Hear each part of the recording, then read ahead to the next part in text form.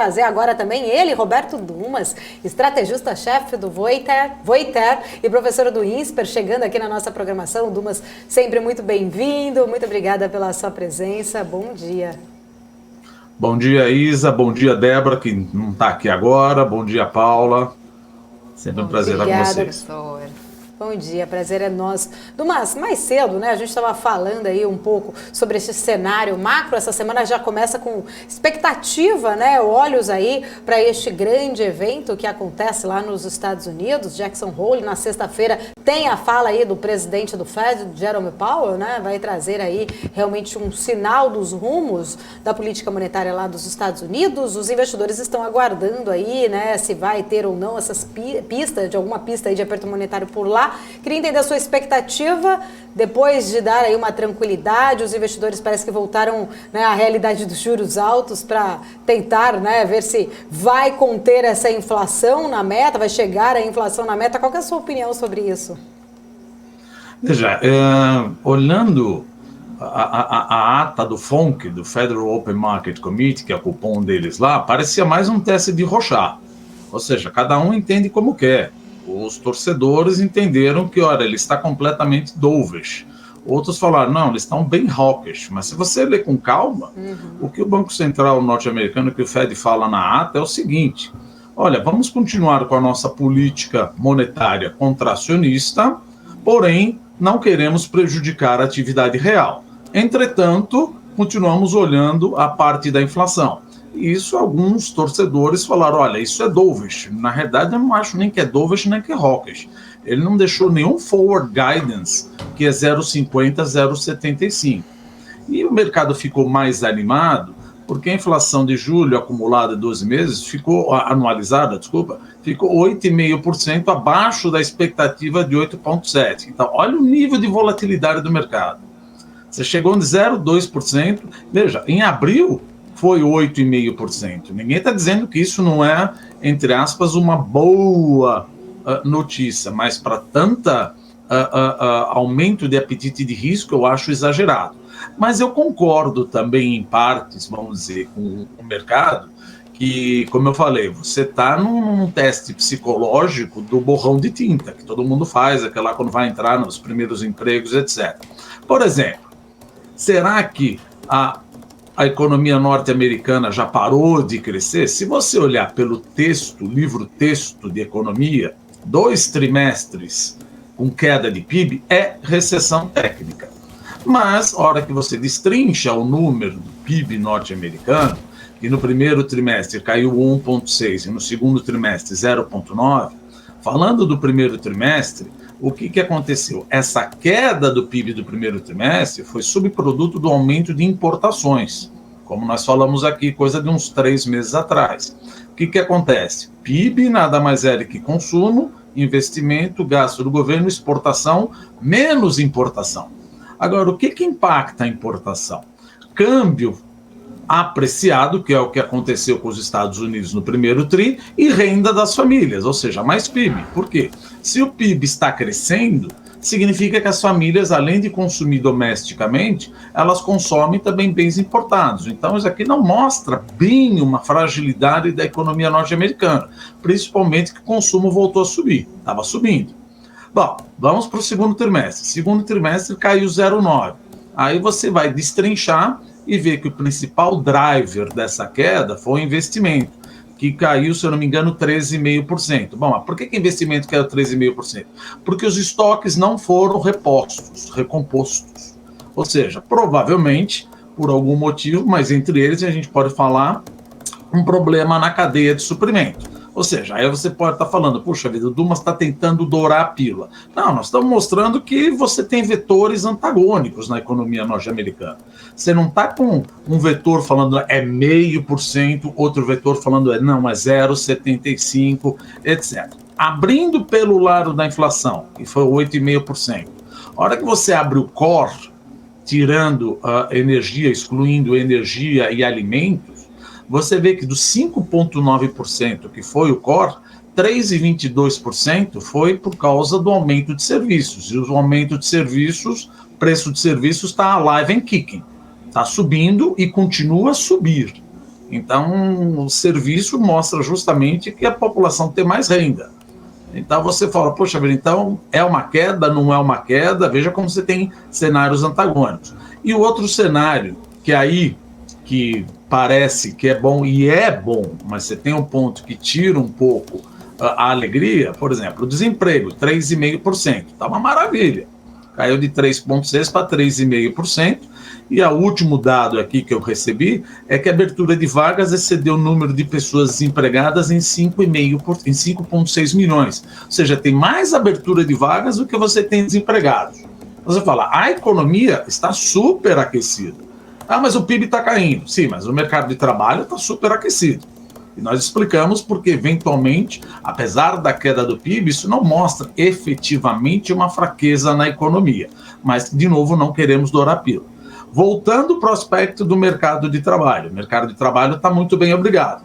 Aí você vai analisar, esperando, falar, veja, se o mercado está queimando o pneu, como eu gosto de falar, está indo forte, está uma maravilha, abriu a caixa de ferramenta, todo mundo trabalhando, etc., provavelmente o salário real dos trabalhadores deve aumentar. Pois é, o salário real dos trabalhadores caíram, os salários caíram em termos reais. Você pode pensar o seguinte, ou o norte-americano não tem, ou melhor, ele tem a ilusão monetária, ou seja, eu te contrato por $300, $200 a hora, etc., e não reponho a inflação acumulada, ou reponho a inflação acumulada. O que está aparecendo, quer dizer, está aparecendo não, né? Isso é dado, isso já está dado, que esse ano os salários reais caíram.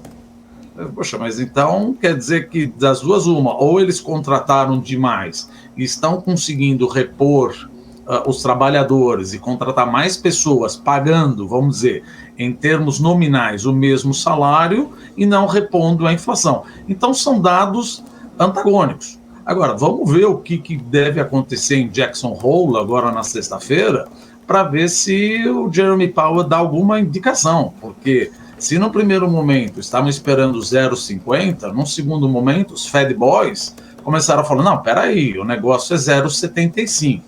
Bom, de qualquer maneira, aí a gente precisa dar um call. Para mim, o que deve acontecer? É 0,5 agora, mas até o final vai ser 1% ao todo. Então nós vamos pular de 2,5% pelo menos para 3,5%, quiçá 3,75%. A questão que fica é 3,5% ou 3,75%, até que ponto isso está na precificação do meu câmbio. Porque você fala, olha, mas o carry trade, veja, carry trade, ou diferencial de juros, não é a única coisa que a gente olha. É falacioso falar diferencial de juros está melhor. Não, se diferencial de juros fosse a única coisa que a gente olhasse, era melhor você botar dinheiro na Argentina e na Venezuela. Então não é o diferencial de juros apenas que eu olho. É o diferencial de juros, expectativa de oscilação cambial menos country risk. Esse que é a paridade da taxa de juros descoberta. Ou seja, então vamos falar só do diferencial de juros. É óbvio que o que está aparecendo aqui é que a política monetária dos Estados Unidos está começando a ficar contracionista, enquanto que a política monetária brasileira, ela quiçá vai aumentar mais 0,25. Então 0,25 com mais 1% dos Estados Unidos, e para mim, na minha opinião, meu call, um counter risk maior esperado, principalmente se os postulantes ao Palácio do Planalto não mostrarem efetivamente nenhum plano, porque a gente já viu, a dívida PIB esse ano deve fechar 79,5%, com todo o pacote de benesses, etc., aqui, tal, você tem 85 bilhões aí de despesas discricionárias. Só que essas despesas discricionárias, elas vão ser ceifadas justamente por causa do pacote de benesses, que vai pegar 150 bi dessas despesas discricionárias. Mais um reajuste do servidor, mais ou menos de 10%, isso dá mais 25 bilhões de reais. São 175 bilhões para 85 bilhões de livre orçamento, ou melhor, orçamento discricionário. Então está faltando 90 bi. Está faltando 90 bi para fechar o orçamento. O mercado sabe desse número, o mercado sabe. Só que mesmo faltando 90 bi, a hora que você pega o custo de carregamento real da dívida, está em 12% nominal. Se a gente tirar a inflação, vai para 5%. Multiplica por 79,5%. tira o crescimento econômico do ano que vem, que a gente espera aí, 0,5%. Tira um déficit primário, estou sendo bonzinho, 0,5%, a relação dívida-PIB é 83%. Isso não assusta. O que assusta não é o número, o que não assusta, ou seja, o que assusta não é bem o número, que não vai ter uma trajetória explosiva, apesar de ser ascendente. O que assusta é que todo mundo está falando que o teto de gasto não funciona, e a gente fala, tá bom, o que você quer botar no lugar? Nós vamos botar metas, como era a meta cambial de dívida PIB, vamos colocar meta de superávit primário. Agora, o que a gente não gosta de ouvir é falar, não, vamos botar teto de gasto, mas tira gasto social, tira investimento, tira educação. Isso é uma bobagem. Isso não é um arcabouço fiscal. Isso é um puxadinho bem com total falta de preocupação da política macroeconômica, Isa e Paula. Dumas, são várias, né, questões aí importantes, né, muito bem colocadas que você trouxe aí para a gente em relação à política monetária, principalmente americana, mas eu queria agora mudar um pouquinho aqui o nosso tema, trazer um pouquinho mais para um outro assunto, olhando para a China, né, a gente viu hoje, até falamos mais cedo, de um novo corte na taxa de juros, na taxa de empréstimos, na verdade, por lá. O país está muito preocupado com o baixo crescimento, está tentando realmente aquecer a economia chinesa que ficou também muito abalada, prejudicada este ano por conta de vários lockdowns, né, que foram registrados lá na China para tentar conter novos casos do coronavírus por lá, mas entender um pouquinho, né, o que isso significa, né, baixar esses juros para empréstimos. Será que isso vai ser o suficiente aí para realmente aquecer a economia, reduzindo aí a carga aí para os mutuários? Não vai ser suficiente. O problema da China não está aí. Veja, aconteceu agora, esse final de semana, ou nessa semana que passou agora, um lockdown daquelas ilhas, ou seja, que é as praias do chinês de Hainan. O que quer dizer isso daí? Veja, você viaja para uma praia, para um hotel, e de repente o governo estabelece um lockdown, ninguém pode voltar para casa. Isso abala a expectativa do consumidor. O consumidor fala, cara, eu não posso ir, eventualmente isso aconteceu até com o IKEA. Aconteceu com o IKEA, falou, tem que fechar a loja. Falou, imagina se tem que fechar a loja, eu tenho que ficar em quarentena na loja. Temos que fechar os hotéis de Hainan. Os turistas falaram, gente, se continuar assim, eu não quero sair de casa. Eu não quero sair de casa nem para ir em loja. Porque o governo chega, deliberadamente fecha, porque teve 2 casos de Covid e eu só posso ser pego fora de casa. Então, cair juros, o que isso quer dizer? Não vai adiantar, não. Olha, já que caiu juros, agora eu vou esquecer que posso ser preso em alguma província que eu fui visitar por causa do lockdown. Não acho que é por aí, é muito mais, tem que amenizar essa política de lockdown e política fiscal expansionista, vai ter que fazer mais do mesmo, vai ter que continuar desbalanceando a economia, aumentando investimento em infraestrutura e real estate. Não acho que essa queda de juros, veja, não acho que vai prejudicar, mas achar que, graças a ela, nós teremos um crescimento econômico, com esse lockdown, justamente em Hainan, e o que é pior, em lojas, o cara fala, gente, eu não quero sair de casa. Eu não quero sair de casa, porque eu posso ser pego no contrapé, e isso a gente já derruba a expectativa de crescimento do PIB, que já esquece, não vai acontecer mais como o governo está pedindo, 5,5% já cai para 3,5%.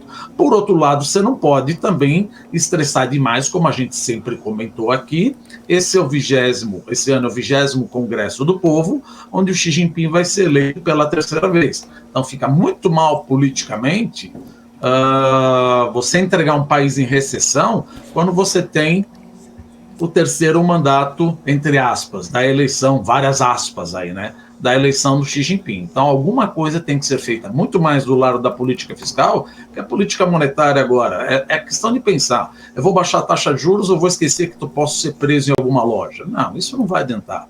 Tem que amenizar, flexibilizar mais ainda o lockdown, que eu acho que isso tem que acontecer, vai acontecer, como a gente sempre diz.